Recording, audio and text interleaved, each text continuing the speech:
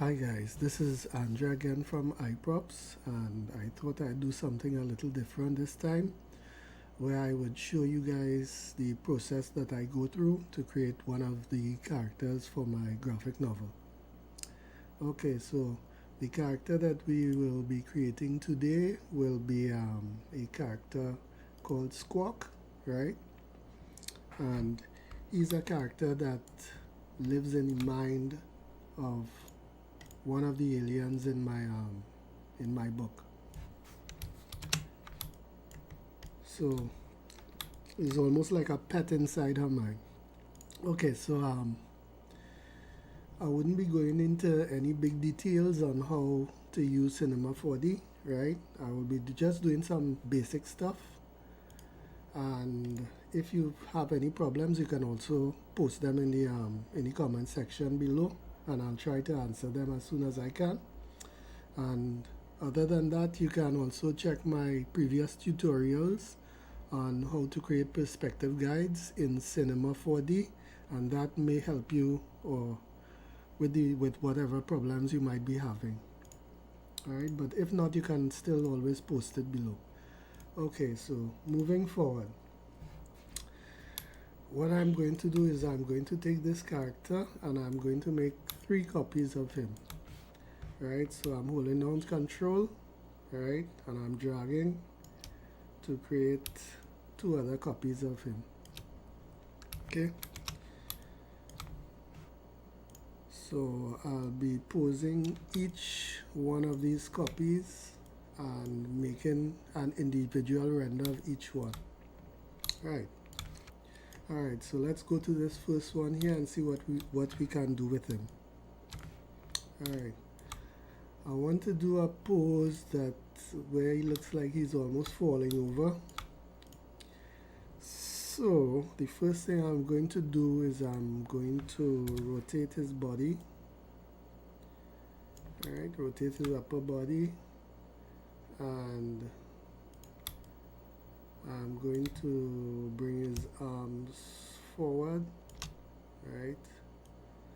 Put a little tilt in it. Selected the body by mistake, right?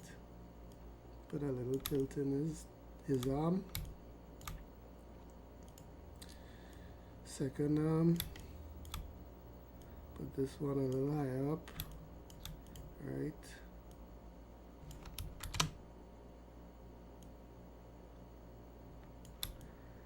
So what I do in Cinema 4D, on a side note, to make sure that I don't get any problems with my selections, is that I always put whatever I'm selecting against a clear background, because if I would put it, this isn't a very detailed character, or in that case I would actually put certain things in place so I wouldn't be able to select his body at all. Right, but in the case of a simple character like this, I just try to put whatever I'm selecting against some dead space, and it just to make it easier to select. Right, so that looks pretty good. Right, also let me see if I can turn off the other characters I have here so we don't get confused. Right, I can always turn them on later. Alright, nice. So I want his foot kicking up like this. Alright, I'll select his foot like this. Right.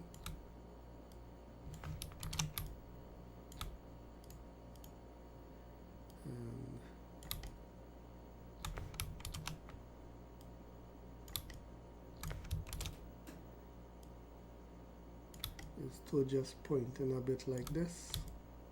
Okay, and I just want a little bend in the foot. Alright,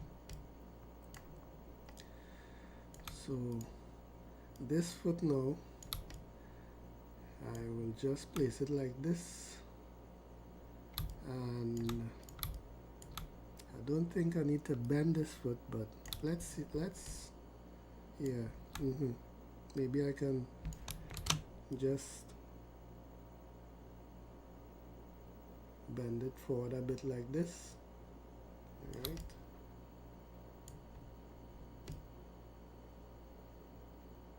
Like his foot is like he's sliding back on this foot. All right. Okay. All right. Bring his head forward like he's trying to catch his balance and using his big head to do it. Okay. So that's one. All right. This arm is rotated a little bit too much towards his chest. So I think I'll rotate it out like this, and I'll also do the same with this arm, just to try to keep from getting any intersections inside the geometry. Right. Okay, thanks a lot, Squawk 1. Let's move on to Squawk 2. Alright, so I'll hide this guy, and I will turn on this guy. I'll hold H, and H will bring my viewport directly over the character that I have selected. So what pose for this one now? Okay, let's do a pose like, you know, like a bird, like he's looking on the ground, he's looking for some food or some kind of thing like that. Let's do that. Okay, so bend him over like this. Try to select his arm controllers here. Alright. I'll move this arm back. I'll move this arm forward like this. Alright. I'll also see if I can select this guy over here. Rotate this forearm controller here. Alright. And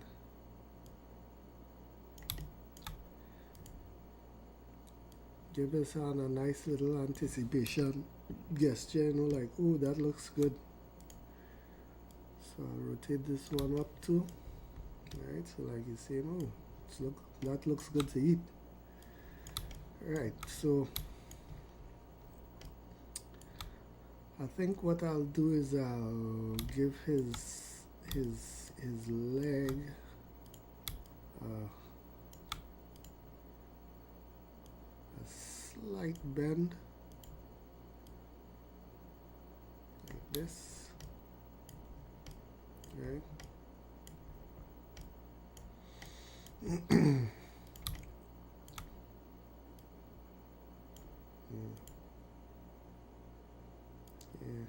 You don't want your character to be too stiff, you know. This is not anything for animation. This is just really, you know, just to render out a shot so that we can draw over it. So it really doesn't have to have that kind of detail, you know. Like posing this and making sure it's actually touching the floor and all of that. We don't need to do that on this type of character here. Okay. So I think that looks good, right? And we'll go on to our third squawk. So I'll turn him off, right? And I'll turn on our third character, select it, and hit H, right? Okay, for this one, I want to pose him jumping up into the air. So I don't have to, but I think I'll move him up above the grid, you know, so it can give me some kind of visualization, you know, so I can say, okay, well, this is the floor and he's up in the air, you know, instead of trying to pose him from being on what I consider to be the ground plane. I'll rotate his hand forward. Alright. I'll rotate it back like this. Alright. I'm gonna have a little bend in his hand. you know. Alright, I want his body leaning back a bit, and I want to try to achieve the same thing with this other hand here. I'll rotate it forward, then I'll rotate this part up. Okay, select the entire arm and rotate it back like this. Alright. Okay. Now I'll try to point his feet. Alright. So I'll point this one. Alright. Point the other one. You know. Try not to give them the same angle, just to create a little variation, because nothing in life is ever really symmetrical like that, especially when it comes to poses. Alright, so I'll take this leg and I'll move it forward a bit. Alright, he's doing a fade away like Jordan. So I'll just pose this one back a bit. Alright. Okay, that looks good to me for now. Alright. That looks good to me. So I think I'll move this first character here to the top. Right. Second one, and the third one here. Right, we'll start with this one. He's a very short character, so I mean any shot we get of him should be from the top. Okay, let me just try and get a little bend here in the leg, not much. Alright,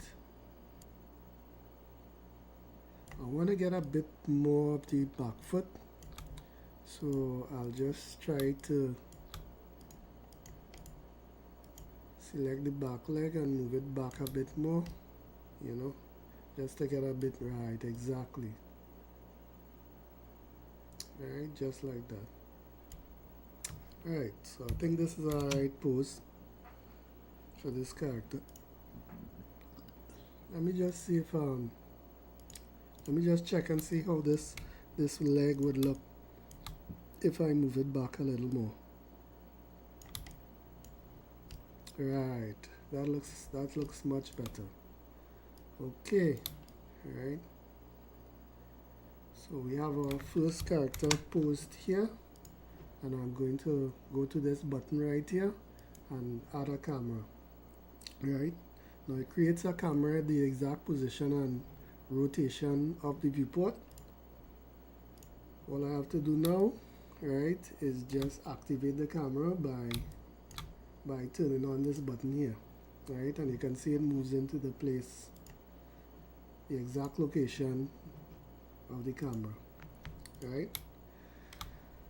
Okay, so I'll rename this to camera 1, right?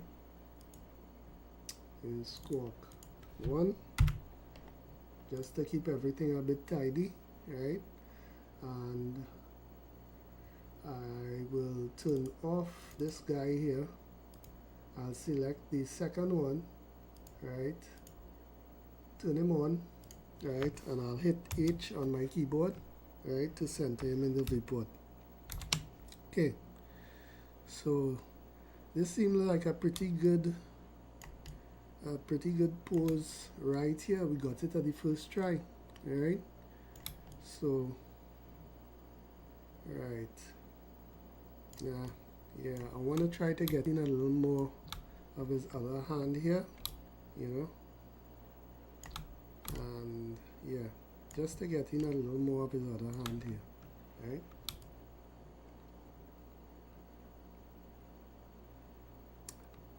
Actually, you know what? I think we'll work with it like this, right? Yeah. I like this profile, and at least we can get in a little bit of the elbow on the other hand here. Okay, so this is Squawk 2, right? And we'll go ahead and we'll create create another camera by clicking this button here. Right, camera's position, and I will call this number 2, and I will move this camera in close proximity to this Squawk 2 character here, so that we don't get everything confused. Because the one rule you should always try to stick to in any 3D program is to try to keep everything as neat as possible, because when things get untidy, it can be very frustrating at times, especially as if you have like hundreds of layers, you know, hundreds of elements, you know, it can really get confusing, and you know, we don't ever like to be confused. Okay, so moving on. Well, I will turn off this character here, and I will turn on our third character here. I'll rename him to Squawk 3, and I'll select him first, and I'll hit H on the keyboard, right, to center him in our view. Right, yeah. I think this is the more important leg in the pose, as it demonstrates a lot of action. So what I'll do now is I'll create another camera here, right? I'll call this camera number 3, and I will place it right here by our third character. We'll save, and okay, so I'll close off this one now, right? And we'll go back to the first one, right, and we'll start them in the same order, going straight down in the rendering process. Right, so number 1 now, I will unhide number 1, right? I'll hit H again, right? And I'll do a test render by clicking this button here. Alright, that looks pretty good. Okay, so now I'll go into my render settings, and I think I'll save this on my desktop. So I'll navigate to my desktop, right, and I'll create a new folder,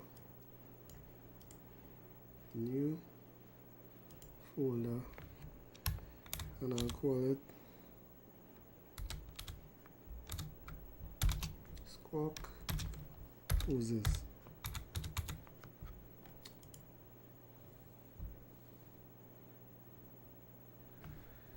Right, fine. So we have a place to save our stuff, right? So I'll navigate to the Squawk Poses on my desktop,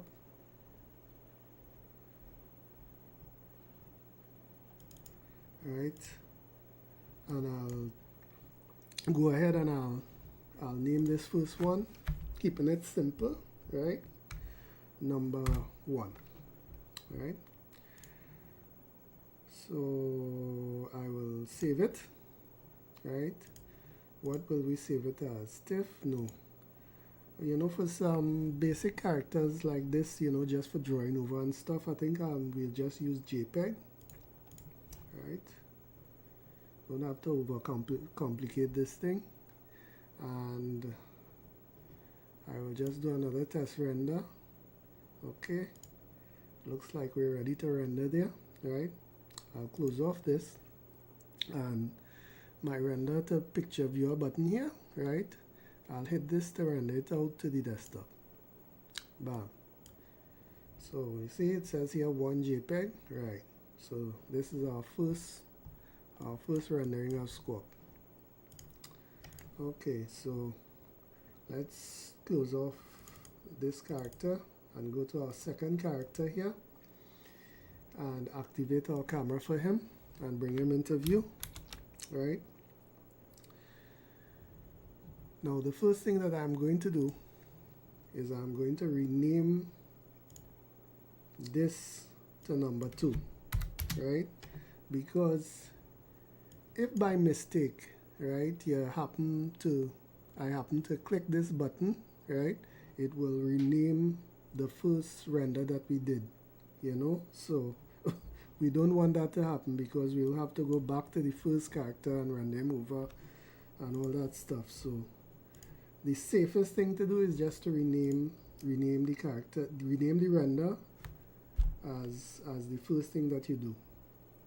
Okay, so I'll name this number 2 as I have it here, and close off this. Right, I will do a test just to make sure, right, it's exactly what I want. And now I'll hit my render button again to render it out to the desktop, and you can see here in the renders we have number 2, right, and this is our second render of Squawk. Okay, so turn off this camera and let's hide these 2 other guys, right, and start to work on our third character here. I'll just turn on the camera, right.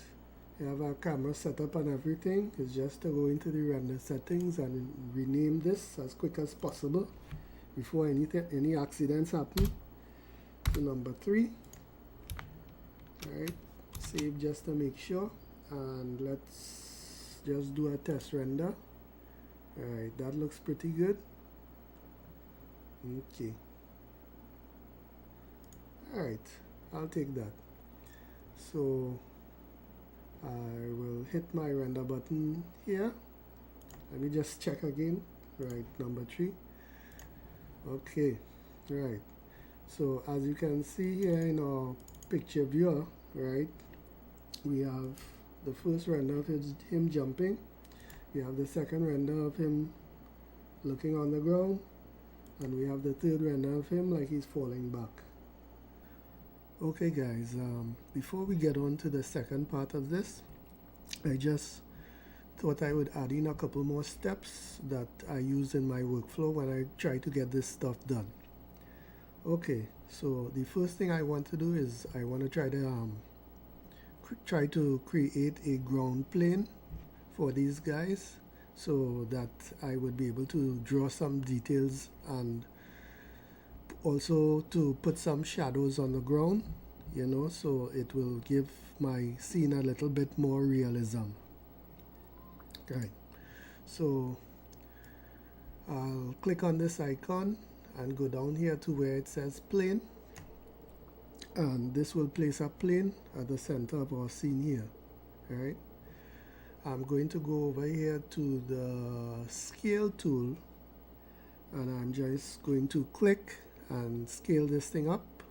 Right, I'm going to click here where it says plane, and I'm going to go into the object parameters, and I'm going to change my width segments to 40 and my height segments to 40. Okay, let me change it to 100 by 100 just to give me a bit more detail.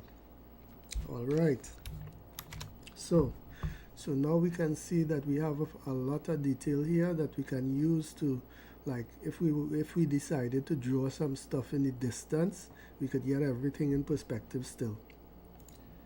All right, so the next thing that I want to do is I would like to add in some lights, right, to the scene. So what I will do is I will turn on the other characters, make them visible, right?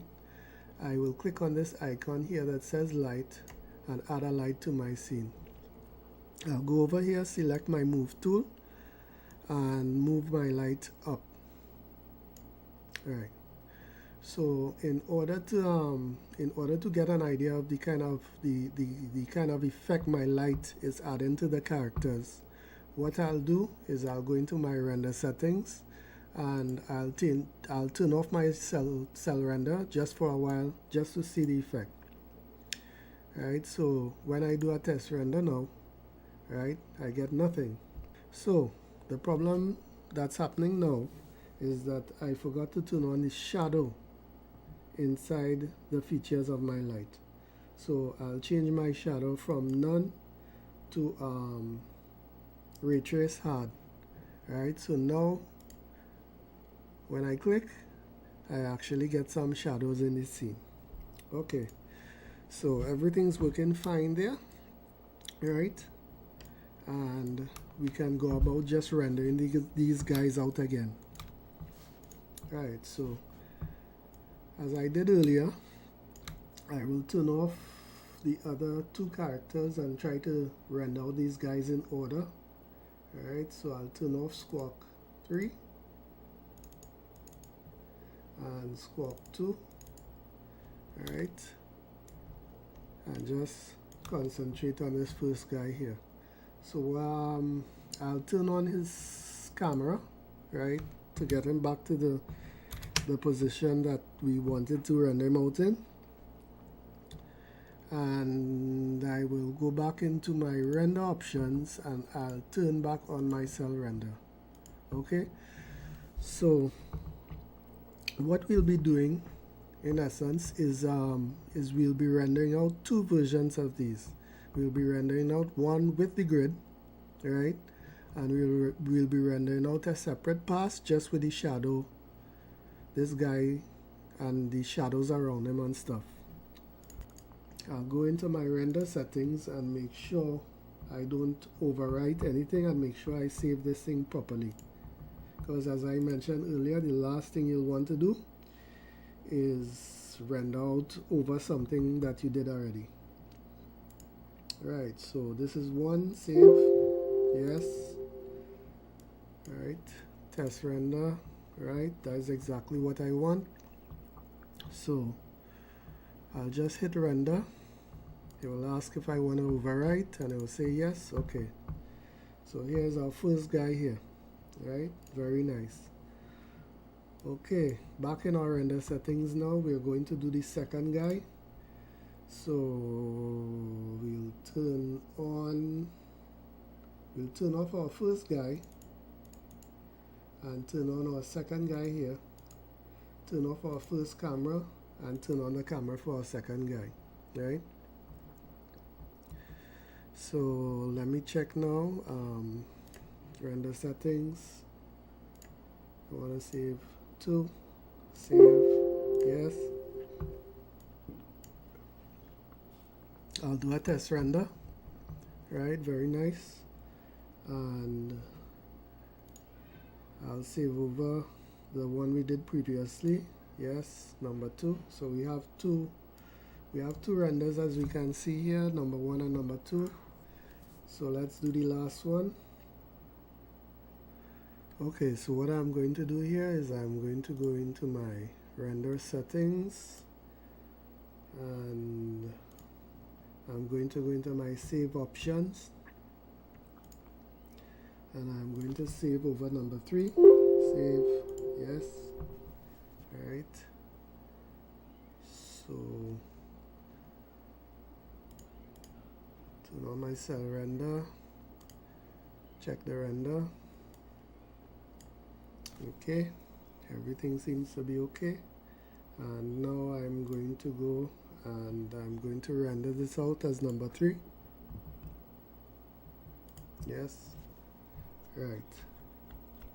So what we're going to do now is we're going to step back through each one and we're again going to render out the shadow of each one.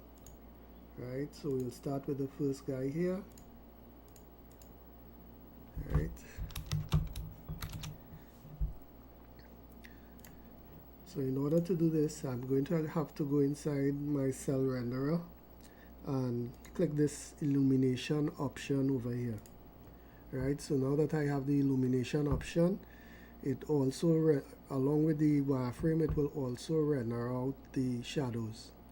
Right, so if I do a test render, you can see I have my wireframe along with the shadow. Right, so what I'm going to do in my save options is I'm going to call this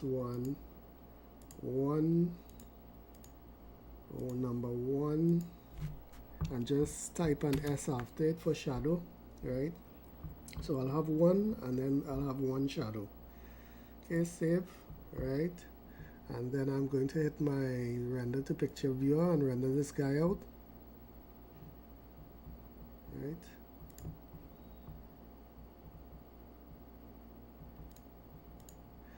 Cool. All right, very nice. Okay, moving forward, let's see if we can turn on the second guy. Turn on the second guy here and hide him. See if I can hide the guy we had previously. All right. Do a test render, right? So you can see now why I did this sequentially, right? And I didn't do it for each one because I would just have to change too much settings over and over and over. So I rendered out the wireframe first as one setting, and now the only thing I really have to do is change my characters to render out the shadow, right? So I think for this guy here, what I'll do is I'll try to get the shadow a little more behind him, right, and get the light a little more in front of him. Okay, so I've gone into my quad view here and I'm looking for my top view, right? I want to select the light.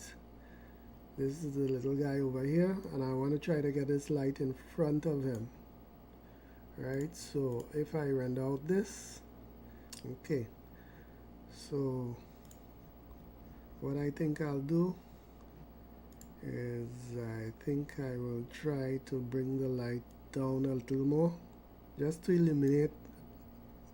illuminate him more to the front, right?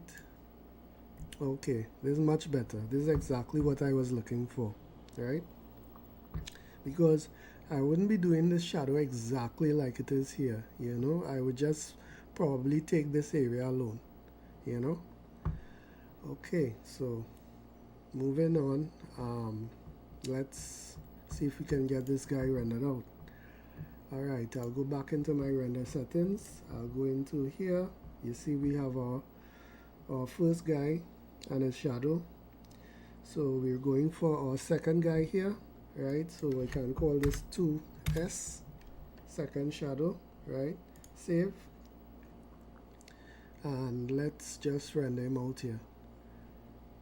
Okay, first I'll do a test render just to make sure everything is okay, and I'll render it out here. Right. Very nice. Good. Okay, well, let's get rid of this guy here and move on to our third guy. So I'll turn him on here. Right. Now let's try to make the same kind of adjustment we did with this guy before, because the light is more over this guy over here, so we wouldn't get the exact same effect. We have to modify the light again in order to get it more over this guy. All right, so let's go back to our main viewport and check our render settings. Okay, so in my render settings, I'll change this render to 3S, as in 3 shadow. Save. Right. Okay, so for this third guy here, right, what we'll do is we'll check and see exactly what our render looks like, right? Okay, so he's supposed to be sliding on the ground with this foot, so we'll just try to get him more on the ground like this, right? So what I will do with this guy is I'll just re-render, do over the 2 renders since I moved this guy out of place so that they'll line up properly in Photoshop. Right, so let's go back into our render settings, cell render, take off illumination, right? I'll go into my save options and check the number 3, save. It will ask me if I want to replace it. I'll say yes, right? So I will go into the cell render, make sure everything is okay, re-render, right, fantastic, good, good, very good. So now we render this to the picture viewer, replace the one we had before. So now it's just to re-render out the shadow, right? So I'll go into my cell render, turn back on the illumination. I'll go into my save options, right? I will save this as 3S, 3 shadow, save, right? And I'll just do a quick test here. Everything looks okay, right? And now I'll run out the shadow for this last guy here. Fine. Okay, I'll save. Okay. So if I go here to my desktop, right, I will see that in my Squawk Poses folder, right, I have one guy here jumping, right? If I go to the next one, I have his shadow, right? This is a good way to test to see if your renders line up properly and if you'll have to re-render anything too. So I go to my second one, right? He's bending over looking at something. Go to my shadow version and see everything is correct, right? I go to the last one where he's stepping back, falling over, and I see we have our grid rendered out properly. Alright, we also have our shadow rendered out properly. Because if there was a problem, like I was to move this guy, you would actually see him jump out of place. Okay, right? So all that's left now is for us to move on to Photoshop. So thanks for watching, and I'll see you in the next video.